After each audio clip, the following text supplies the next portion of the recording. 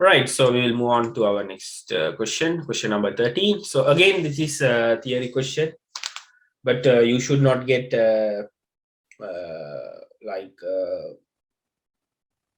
spending much time here. Okay, so the combustion enthalpies have been given. So what I normally do is I write down these combustion enthalpies like this, H2 plus O2 and all those things. Okay, so remember, when you write down the combustion enthalpy, for hydrogen and carbon, it is typically the formation enthalpy as well, right? So I have written down here for the methanol as well, in the liquid state, the combustion enthalpies. And they also additionally, they have given the enthalpy of vaporization, which is the CH3OH liquid to CH3OH gas, right? Then they say, what is the formation enthalpy of gaseous methanol? So I write down the equation for gaseous methanol, and we need to find this. So what I first do is I try to find the equation from these four, okay, which contain the maximum number of components defined. Okay, so here we have water and carbon dioxide defined. Here we have methanol liquid to vapor defined. But here in this particular equation, I see we have methanol liquid, we have carbon dioxide and water.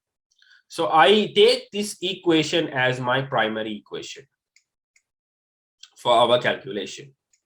Okay, then I know, okay, somehow this methanol liquid should be converted to this methanol gas, if this is gas. Okay, not here actually.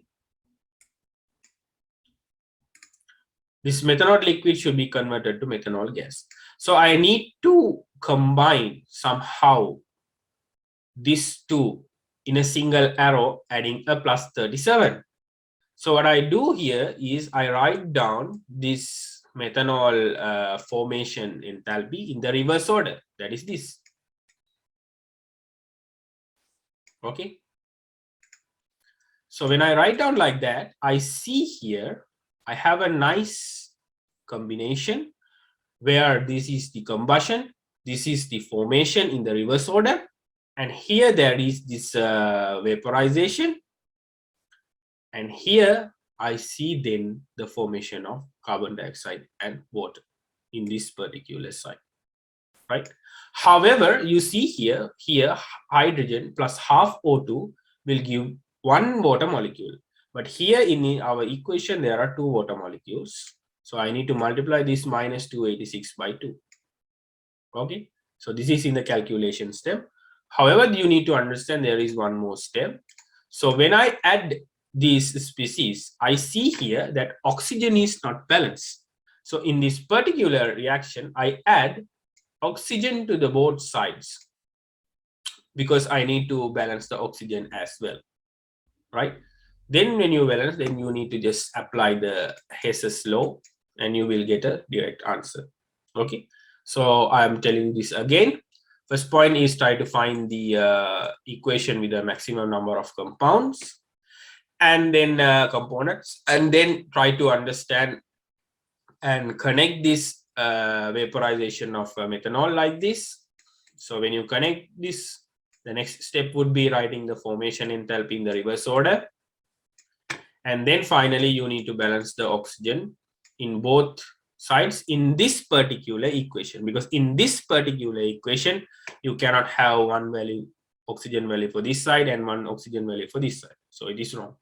Then in the calculation, don't forget, you have two water molecules formed. So you need to multiply here to 86 by 2.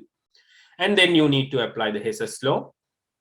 This would be the fifth step, multiplying by 2. And finally, the sixth step is applying the Hess's law. Okay, so you should normally do this at least within 1 or we'll say 2 minutes just to understand.